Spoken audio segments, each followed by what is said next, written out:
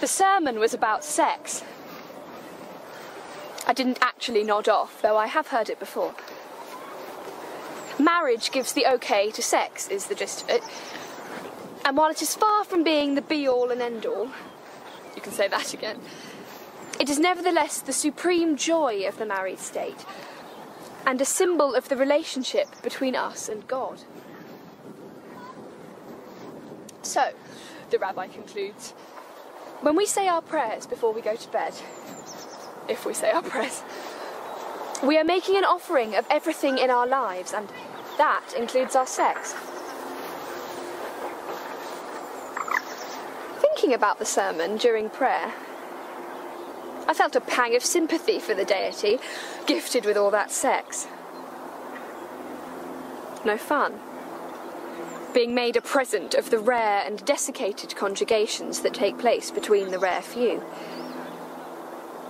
Or the frightful collisions that presumably still occur between the belchers. Not to mention whatever shamefaced fumblings go on between Mr. Barrack and Mr. Cohen.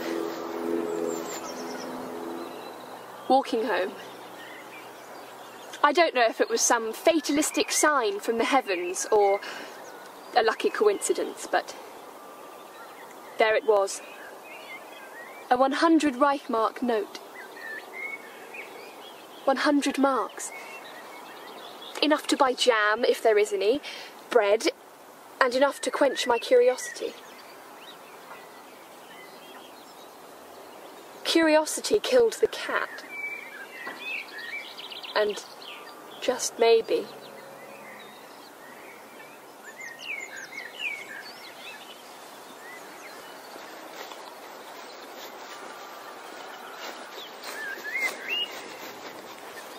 I found my eyes being pulled to the first article. A Samson was killed in a car accident in which a grocery cart was pulled off the road into a lake, and the 10 that the transit vehicle were carrying drowned.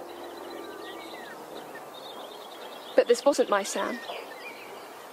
He's moved east with his family. Unlike my sister's boy, who stayed here with her.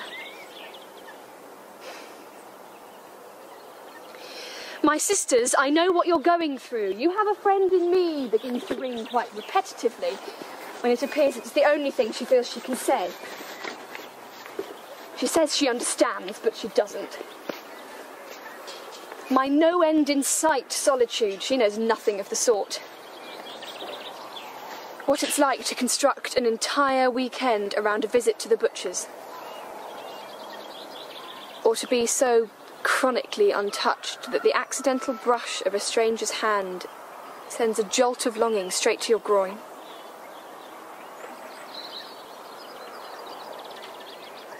My family was rounded up yesterday. We're being moved. I'm guessing this means an end to the daily ghetto and its tens of unsold papers.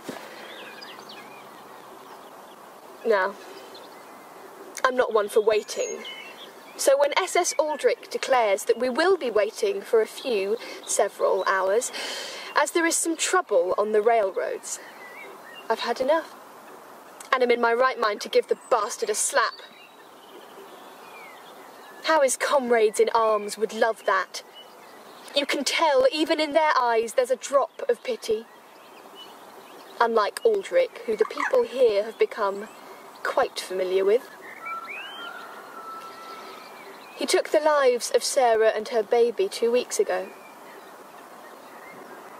No, I didn't slap him in the end. Something rather strange happened. It hit me. This feeling of pure, impassionate, inexpressive, detached indifference. That's when I kissed Mary on the cheek. I stood up. I can't remember if I ran or walked. It was all very odd. And then I'm on the other side of the wall with 2 holes in my coat.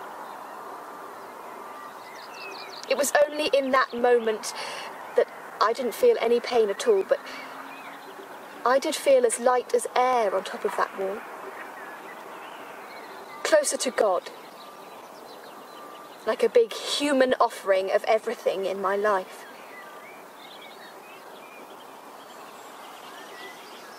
That's how I ended up here.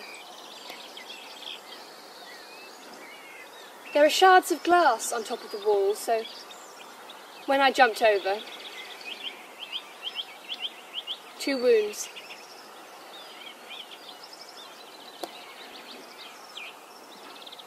I'd best wash them.